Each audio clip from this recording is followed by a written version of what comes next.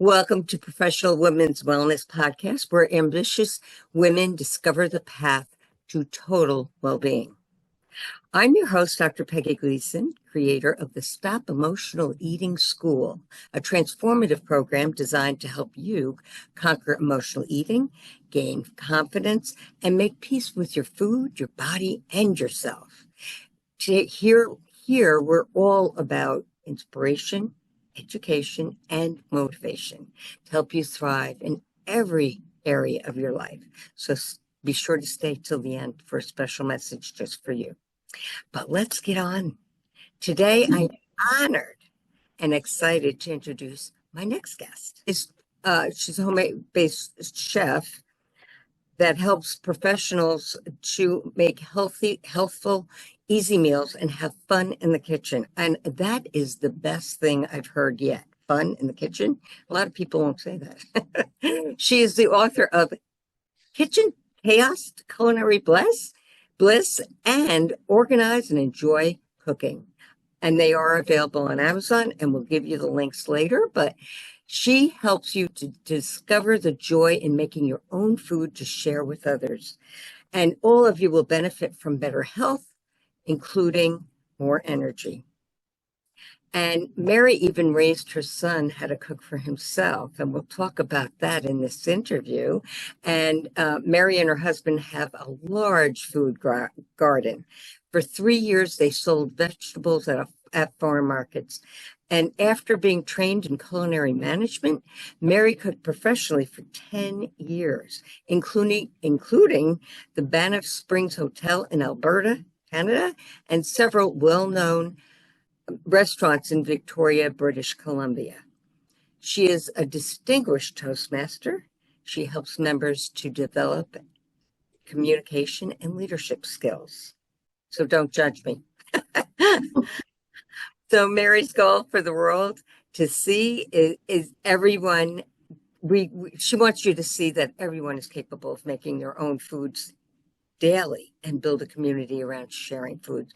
Now, this is such a good topic. So many people that want to be healthy, but they really don't even know where to start or how to do what you are teaching. So, Mary, what I'd love to hear from you is, how did you get where you are today? Tell me a little bit about your story, because that's always the best thing to find out. And this is my favorite part, because then I get to know all about your past. Thank you very much, Peggy, for having me. And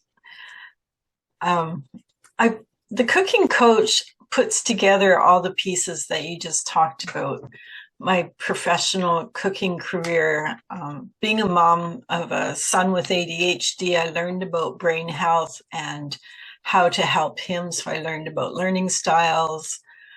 I enjoy growing foods, so I love vegetables and explored that.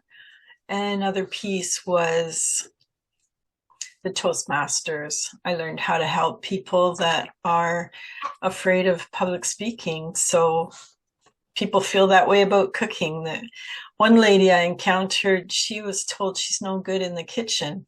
So she wanted to surprise her family with a bûche de Noël, which is a Yule log. So I worked with her one-on-one, and we produced a beautiful dessert, and she made one for her family. They thought she had bought it. It was beautiful. Oh, wow. She even crystallized the cranberries and the rosemary, which she found out she had it growing in her backyard. She said, someone told me, I think I grow it in the backyard. And we went, and yeah, she had rosemary in her backyard. So she put out this beautiful dessert, and her family thought she had bought it. Yeah. And she teaches coding and law in college. Oh, and wow. She felt she couldn't cook anything. Yeah, it's interesting how some people have such high skills in one area, but they diminish their own abilities to do other things, right? Yes. And what I was curious about is, did you grow up like with this passion for cooking, or where did it all come from? It actually came from my mom not wanting to cook either, because she was a mom of 5 kids. She stayed home and she didn't like the day-to-day cooking. And so having 3 daughters, she was able to farm it off on us. So we prepared meals. One time she went away to visit my sister who had moved out. So the one that was at home, she cooked the mashed potatoes and she thought they were really boring. So she put yellow food coloring in them. They were bright, bright yellow. And my dad was not impressed. He was a British background. I loved it. I thought, and I talked about that. She passed away recently, and I talked about that at her celebration of life. And her daughter said, yeah, she thought mashed potatoes were so boring. She was always putting different things in her mashed potatoes. So yeah, that's part of having fun in the kitchen, is playing with your food. Playing with your food. Listen, I know a lot of people who do that. Wow. So when you of course now you teach people immensely, and where was the turning point from just cooking as a chef to transforming into really teaching people how to do it? Well, I get bored and I like to find different things to do. So I was thinking about what I could do after. I did work for the government for almost 30 years. So I was looking for something to do after that. And I like to help people. And I know that there's generations out there now that do not cook. Yes. There's people that grow up going to fast food restaurants. And I focus on entrepreneurs because as they get into their 30s, their health is starting to feel the ramifications of eating poorly. And, you have weight gain, get diabetes, the energy is low. So you need to eat healthy. And I just thought that I could help people to figure this out. Going back to my mom, there's ways of figuring out how to make it easier to cook. So. Wow, that is terrific. And tell us a little bit about your farm. What kind of stuff did you grow? Oh my goodness. My husband's a researcher. He likes to find different things. So we grow a lot of different varieties. I found even at the farm market, sometimes you find the same vegetables and selection that you find in the grocery store. And we would grow different things. So example is radishes. We had 7 different kinds of radishes one week. Wow. So I made beautiful bouquets of radishes. And I didn't even know there was many species. Yeah, I only know the radish. There's a white ping pong. There's a Rudy, which is a red round one. There's French breakfast, which is red and white. There's a hakurei. There's a Japanese pink one. And there's a white icicle. So that's a few of them. And now do you find crazy stuff that sticks in my brain? Yeah. Wow. Yeah. Like you said, you could make a bouquet. Yeah. Now, with farming, because I know you're in cold area, right? You're in Canada, which is usually much colder than here in North Carolina anyway. When you had your farm, could you only do it certain seasons, or how did that work? Well, we continue to grow. I fortunately have 1/3 of an acre with my house on it, and so we were able to winter over Swiss chard and kale, and of course the herbs, the rosemary you can pick anytime. I live in Victoria, and it's warmer here next to the ocean. But there are ways. There's fellows in Maine, I think, that are quite good at growing year-round. Yeah. Well, do they use like greenhouses and stuff like that? Yeah. I mean, I would think that would be a necessary thing to have. if Yes. you're a farmer. Wow, that's awesome. Hmm. Hmm. So, tell me a little bit more about your business right now, what you're doing, how you're doing it. Because, gosh, I can't even imagine uh, being a farmer, being a professional chef, being a Toastmaster guru. Hmm. You have had a lot of things going on. Um, and when you first started teaching, did you teach in large groups or just individually? How was that? I do both. I attend the summits and I do speaking and promote my book and my business, my coaching. I like to work one-on-one with someone and help them to figure out how they can fit cooking into their schedule. I don't actually teach people how to cook very often. It's more about how to bring their skills and their time and their interest together so that they can be successful in the kitchen. And I'll work one on one with people. I'm starting a master class, which is going to be on the first Sunday of each month. And yeah, for 1 hour Sunday mornings, it'll be in the early afternoon in Pacific, Eastern time. But we'll talk about cooking. I'll do questions and answers, and yeah, just trying to get people interested in talking about cooking. That's great. And I just want to address, there's so many people that have issues with health issues. You might Mm-hmm. have diabetics or cardiovascular disease. I mean, there's so many things, as we all know, where people really do need to pay attention to what kind of foods they're eating. And does that come in anywhere when you're teaching? It does. I'm not a nutritionist. I come from the cooking part of it. So what I do is take their recommendations that they've received from a nutritionist, and I can help them work that into how they want to cook the kind of food that they would prefer eating, if possible, Hmm. and figure out ways to help them incorporate it into their life so that they can do it on a daily basis. Do you find that because so many women are in professions that take them away from the kitchen quite a bit, um, Mm, and I always hear, as you had mentioned, first of all, sadly, there's generations that are just living on fast food, and we know that yeah. the, the health impact of that is unsurmountable, really. Um, so, what do you suggest when people are so strapped with limited time? And yeah, they have kids at home, they have other obligations. I hear that that's the biggest issue for working women. I don't have time.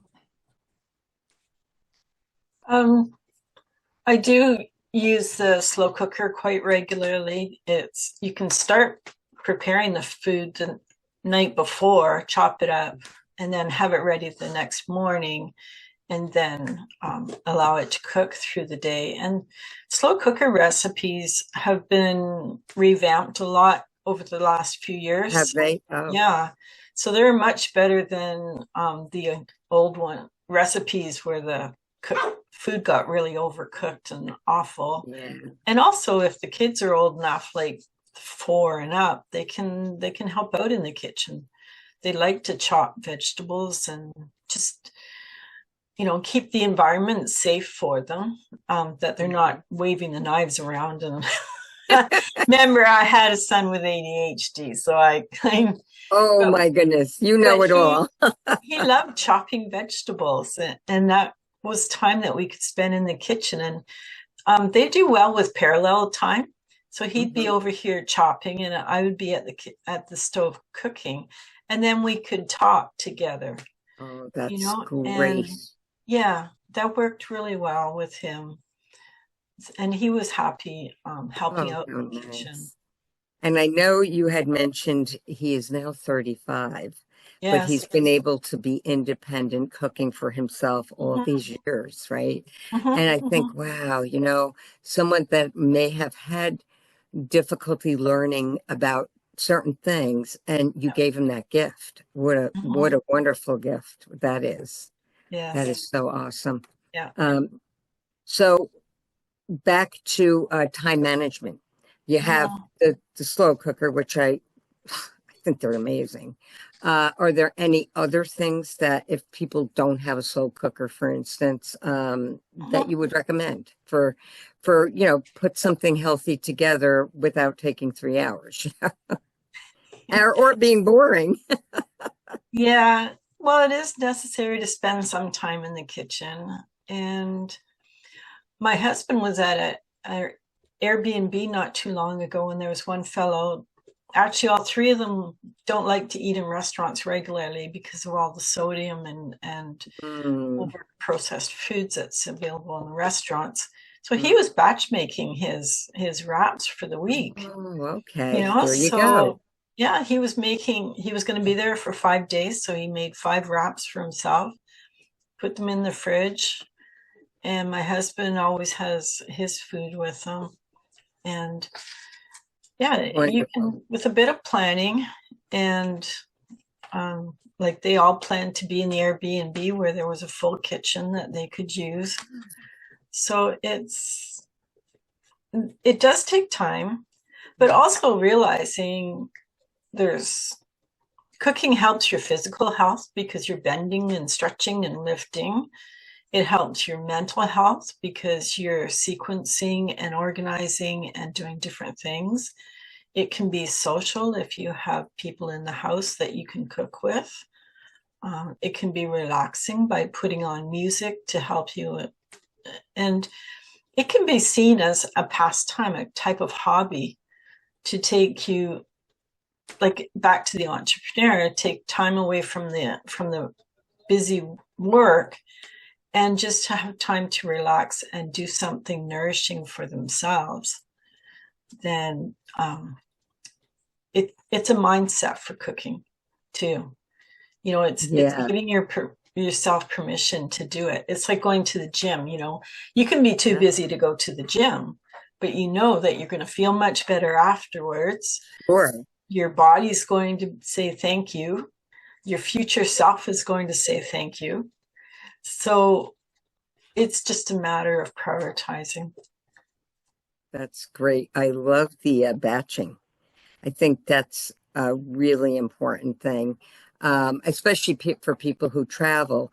And I'm wondering when you have younger kids at home and you want to cook ahead, um, that you do you use like a freezing method, or what do you do for things like that? If they say, okay, Sunday's cook day and we're going to make Uh-huh.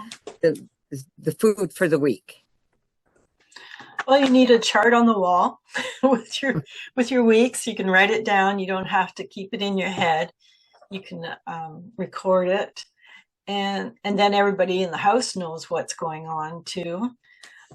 Yeah, I do use the freezer a lot. We do have a lot of freezers, partly because we have the vegetables from the garden and the fruit, but um, freezing and having good freezer packages. Apparently, the takeout containers are not very good to reuse and reheat. So, and also trying to get away from plastic, but that's really And difficult.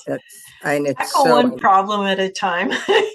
yeah, that's right. So I know a yeah. few years ago I took out every single plastic container and replaced it with glass.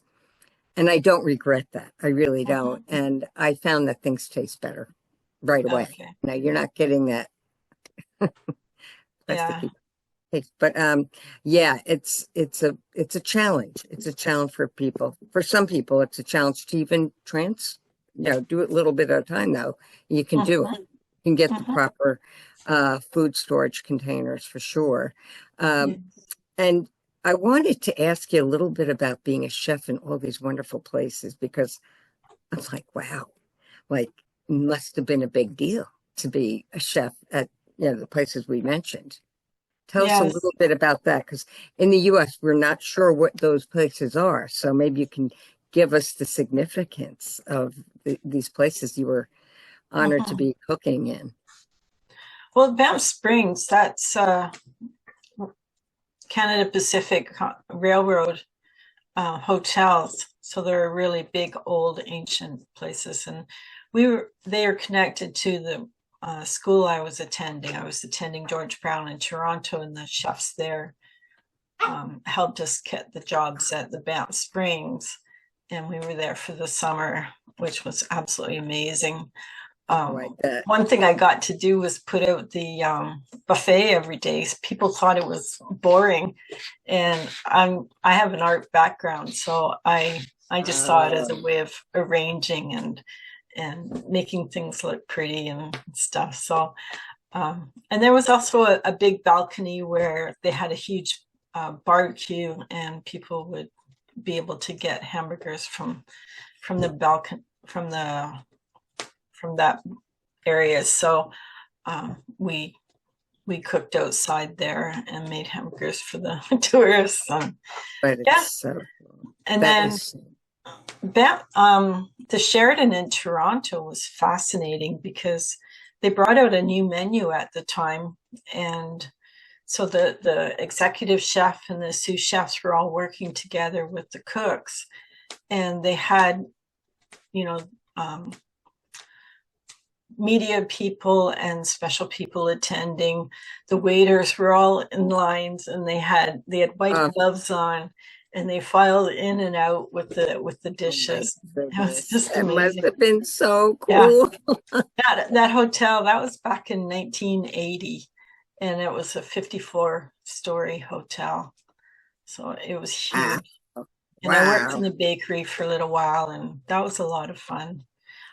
It was one woman's job to decorate the cake every day. There was a cake centerpiece on that buffet, and it was her job to decorate it every day, and she always did it differently. So it was fun. Yeah. Yeah. I can hear the fun in your voice. It was Yeah, fun. it I was. like what I was doing. What was there a specific reason you left the last of your chef jobs?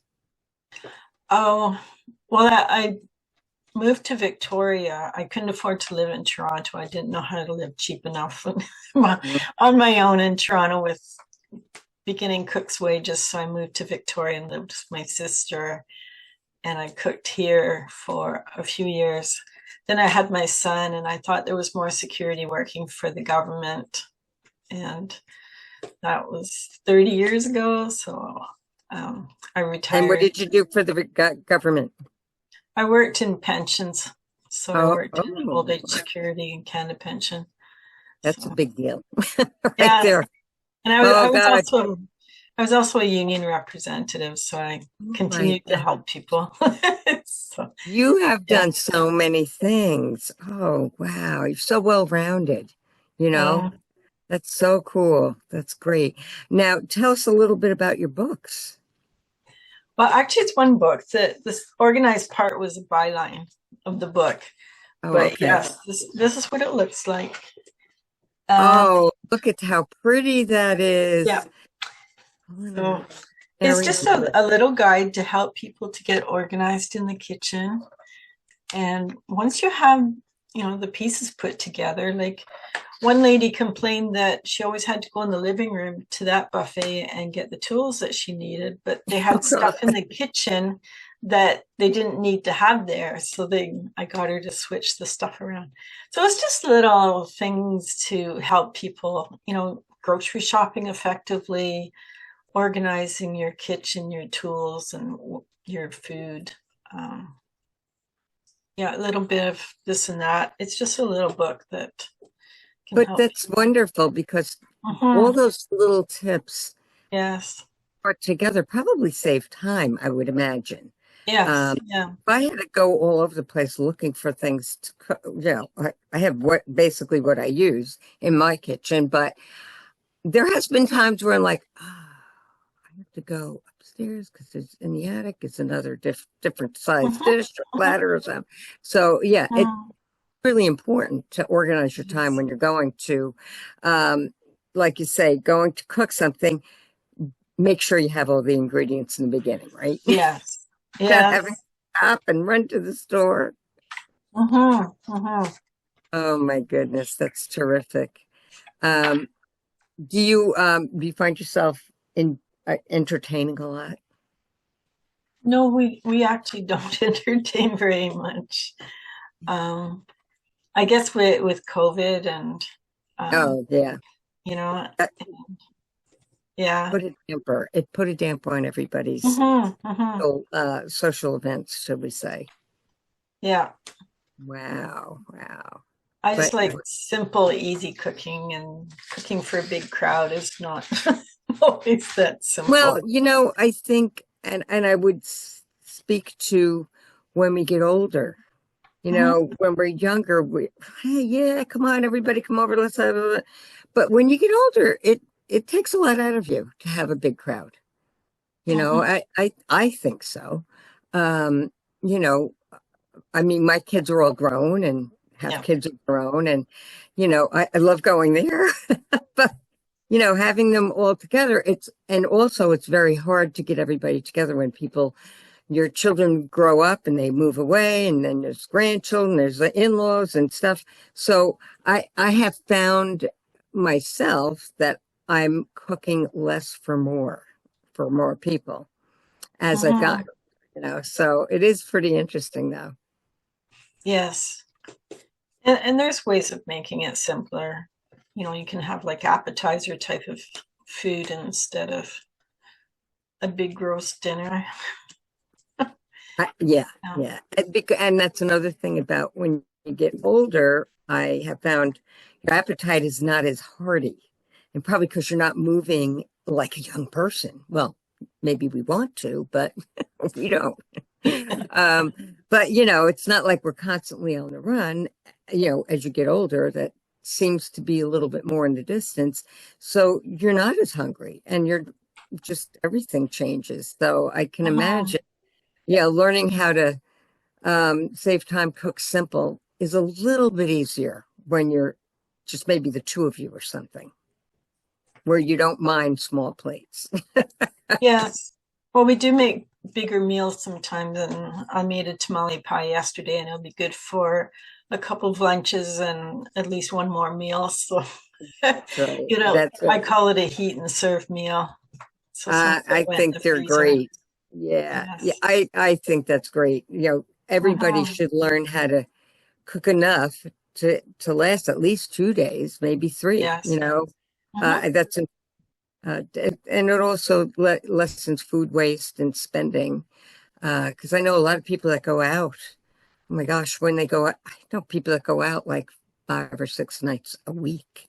I'm That's thinking, right. that's like a mortgage payment. I know. I know. What's in the food as far as health goes. Yes. Yeah.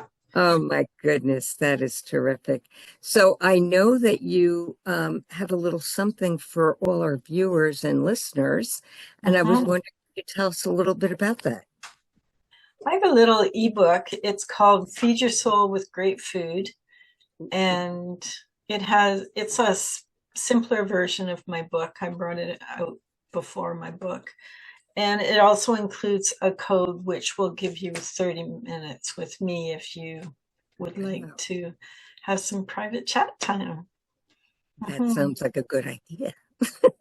I know the people are listening and watching are thinking, oh, wouldn't that be cool to get a little info on how to do things, especially time management in the kitchen and organizing your kitchen is such a big thing.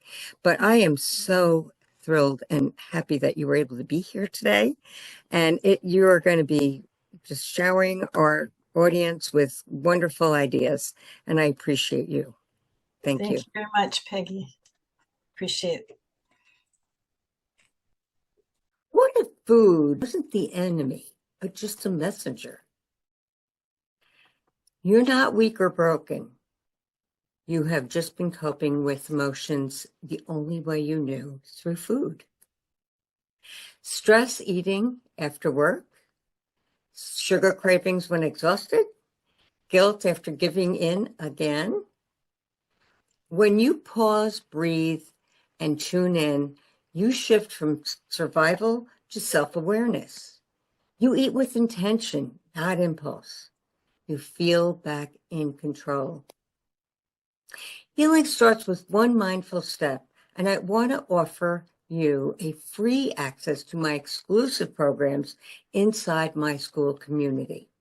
A supportive space created specifically for professional women just like you, who are tired of the guilt, confusion, and the all-nothing approaches to food and body confidence. And here's what you'll find inside. Courses that help you understand patterns and break